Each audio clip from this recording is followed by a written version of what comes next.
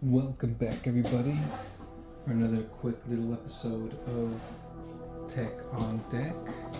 And here we're gonna have you get caught up on a little bit of what's going on, and this is gonna entail a whole bunch of different things. So right now I'm on Thingiverse, getting things, looking for things, acquiring, putting together, seeing what I could modify to be able to print over here. And there's going to be a video coming up, soldering, beginner soldering, which is what I had gone through. This is not finished, but we've already done the setup on the breadboards that you saw in the other videos, so we know that this works. This is the next step to have a full working doohickey. And then this is going to be my final product, because this, like the breadboard, needs the Arduino to function. So I'm going to be building my own Arduino, and that's how far we've gotten in a couple of weeks. And you're all gonna get caught up, don't worry. If you see behind here, this is a much more advanced soldering board. And so this is the layout underneath. This is like a breadboard. So if you ever wanna take a step above this, but not yet making your own boards, because you can do that, and we'll get to it in another video. I don't want to overwhelm anybody. So part of the soldering, I did this soldering. You're also going to get a video on this. I soldered everything in here that you can see. Let me see if I can get it better. There's I think 32 capacitors, and there's a couple of resistors behind this, and you can see all of the soldering points back here. And I also soldered this little button on here that you flip and you get a light show. So yeah, you're gonna get the whole full video on that. First how to solder, and then so you can get things going like that. But then how does all this entail? You know, tech on deck. Well, here you go. After you get your personal project, you need, I got some solder paste on there that I never dried off. That's not right. It's corrosive, so I gotta get it off of it ASAP. And I touched it, so I better wash my hands.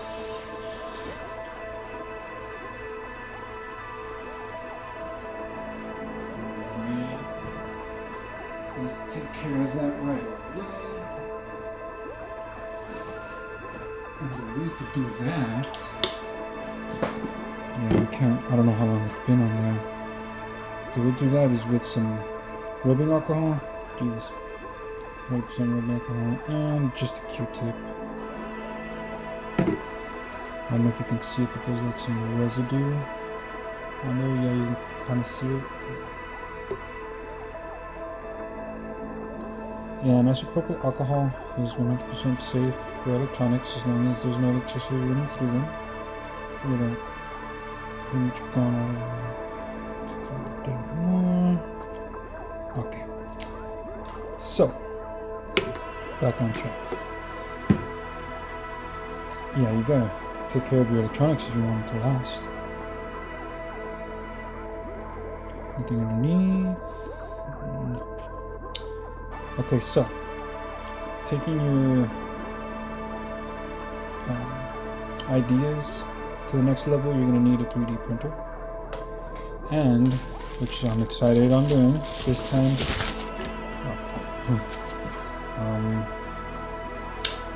We did get ourselves a little unboxing here. This tool, digital caliper, is very, very necessary for you to be able to do, which the next step I just mentioned.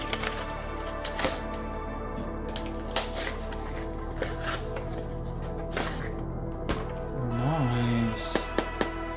Oh, heck yeah.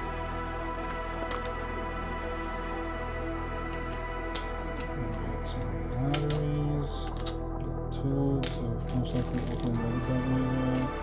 And it has some padding down here. Very hefty, very nice. Well worth, what was it, 19 bucks on Amazon? I'll leave the link in the description as always.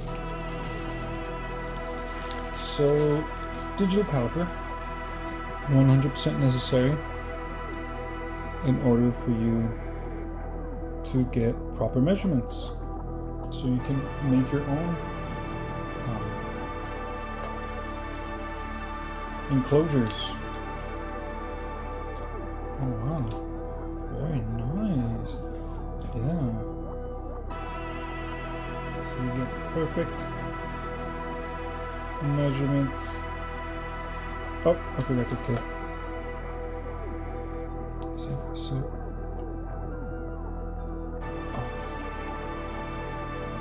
3.5 inches. Oh, I moved. I forgot to lock it. Yeah. So you measure, go to the point, and then you lock it. Does it move? It does not move. So you would have your proper measurements.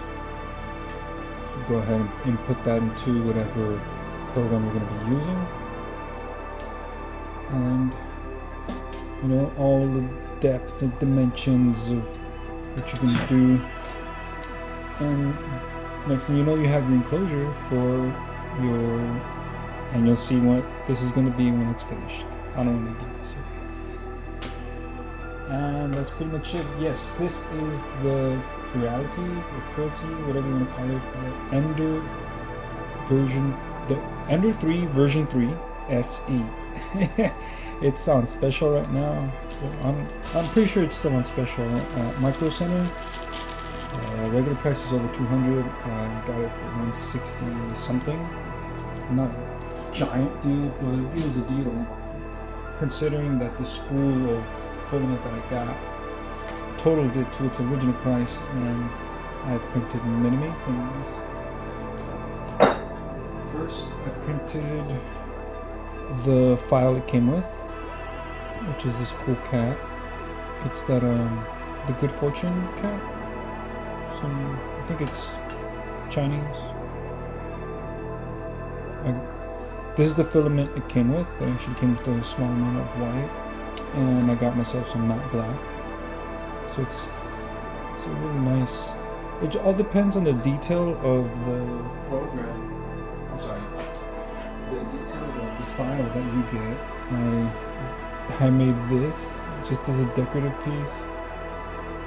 That's pretty cool, don't you think? Just a paper airplane, but it's not. It's made out of filament. It's pretty cool. Oh, the best thing of all.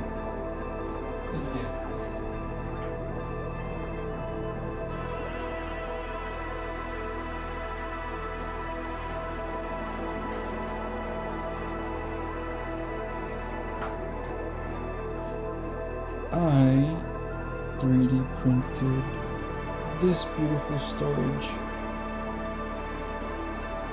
including the connectors that are back here holding these together, and they give you what they call thin handles and the regular handles, and if you can see, they all have spaces for labels. So I have, you can pull them all the way out. So I have all my good stuff all up in here. So cool. I got one. Yeah, definitely get yourself a 3D printer.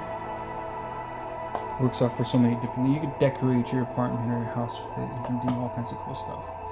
So this has been a quick catching up video and something for you to look forward to on Tech on Deck. Like I said, we got some beginner soldering videos coming. We have some, I mean, this is still considered beginner, I guess. There is much more advanced projects that I will be suggesting and getting into myself. There is actually a piano out there, which I'll also go ahead and leave in the description, that you can make like this, but then you comes with a file to 3D print the exterior to make it look like a small grand piano. Freaking cool, right? And this to look forward to, final project.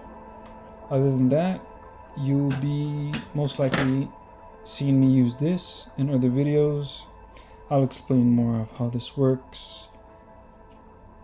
And I hope y'all have a good one. Peace.